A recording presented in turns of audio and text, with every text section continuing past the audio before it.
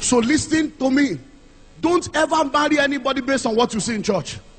Because what you see in church is not what you will see at home. By the time that person begins to snore, hey,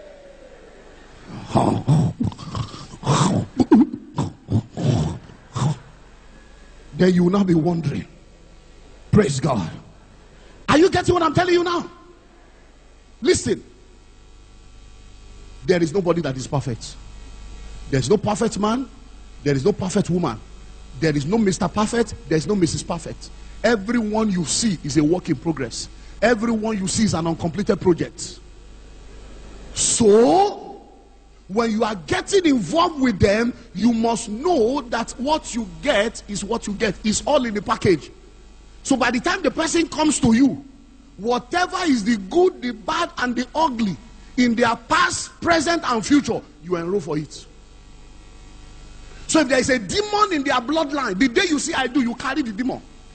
You start fighting together. If there is blessing in the bloodline, you carry it. If there is a nasty attitude, nasty character, if there is a terrible issue of rape and molestation, you carry it. So once you are going to marriage, don't fool yourself. You are married to an imperfect person. Two of you will now begin to walk towards perfection, because listen and listen well. Marriage is like an empty glass. Marriage is like a vacuum. The quality of the marriage is determined by the quality of the people in the marriage. Marriage is not good, marriage is not bad, marriage is just constant. It's like a glass. You fill it up with water, it becomes a glass of water. Fill it up with juice, it becomes a glass of juice. Fill it up with poison, it becomes a glass of poison.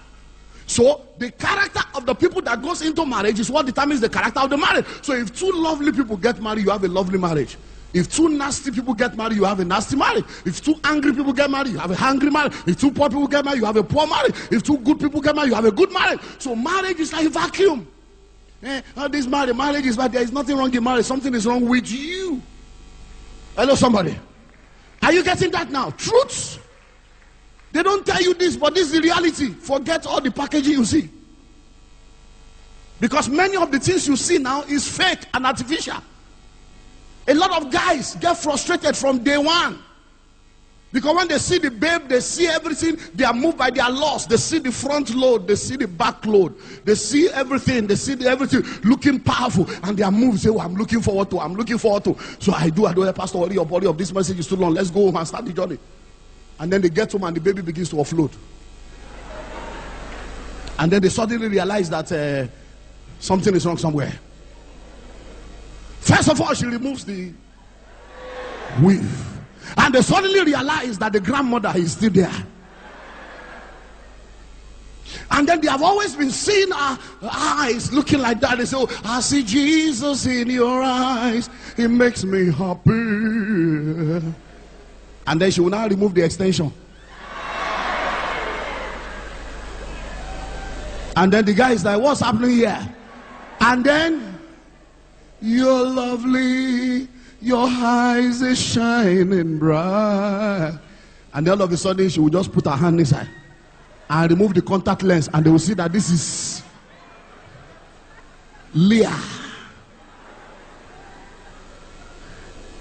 And then the brightness of your teeth makes me want to kiss you.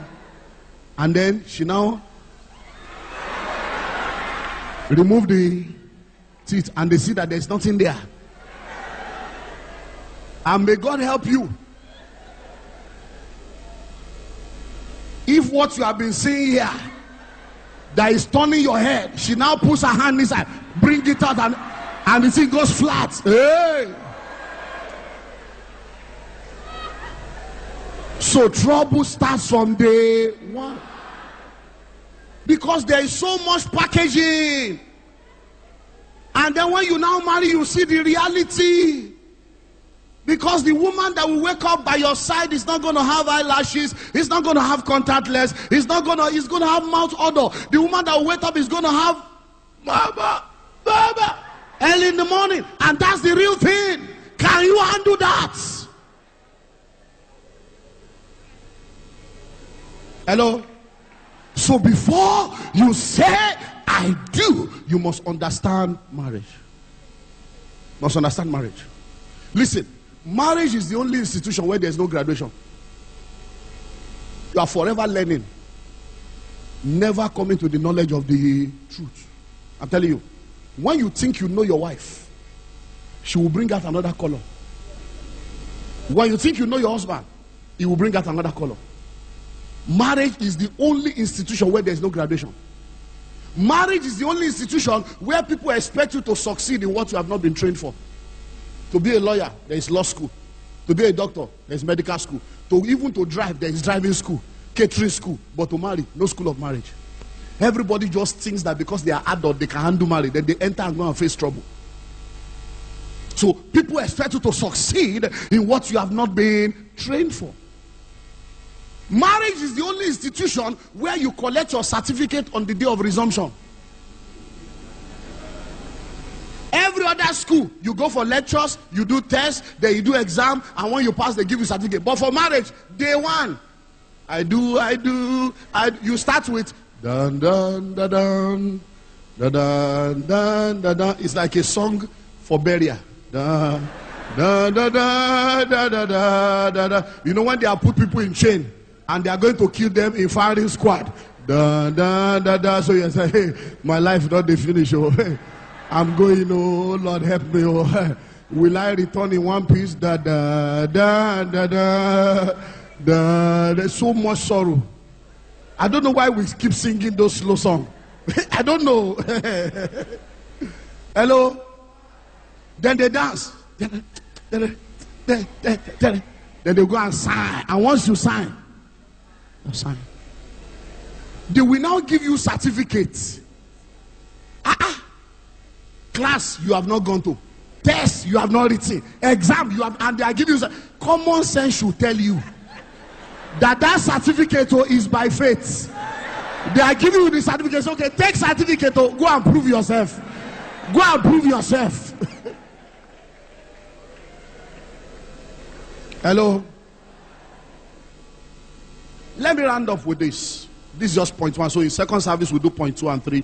Then maybe we'll continue on Monday. So don't miss. Are you going to miss tomorrow? Then Wednesday night prepare. Come fasting. Let's deal with them. Let me teach you. Because these things are missing. Everybody just thinks they know. We don't know nothing. So let me give you this one. Listen. Are you ready? Are you sure? No man on earth can marry one woman.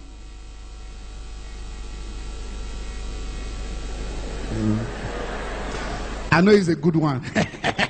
Even me, I know it's good. It will shock you. It will shake you. Hello? Now listen. If you don't agree, you will agree. If you don't agree by revelation, you will agree by experience. Listen. Every man in his lifetime will marry at least 6 women.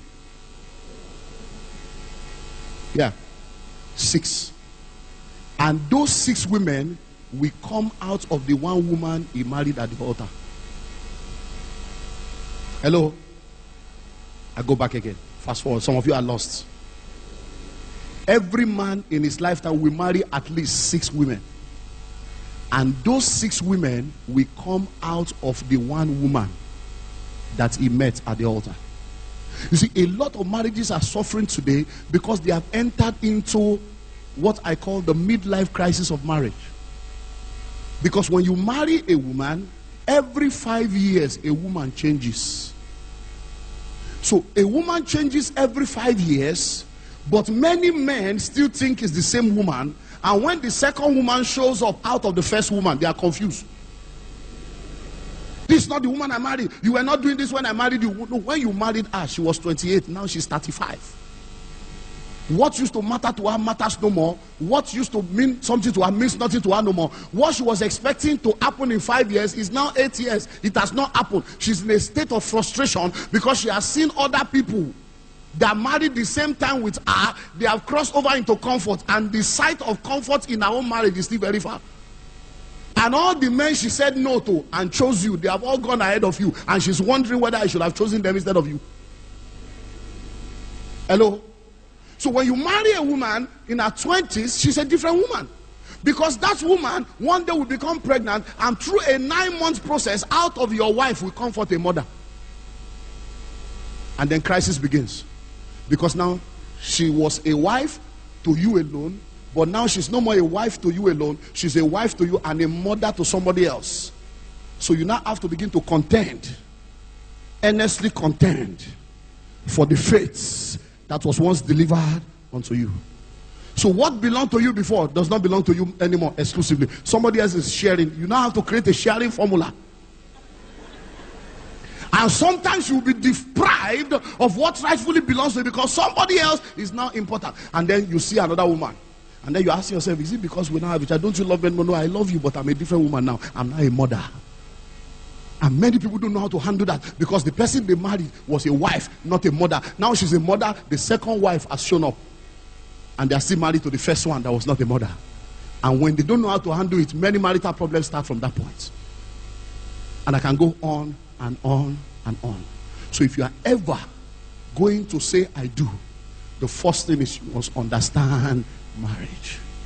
And listen to me, what I've just said, no matter how exciting or powerful you think it is still small compared to many things you need to know about understanding marriage. That's why getting the books, getting the tape will go a long way in helping you. Second service,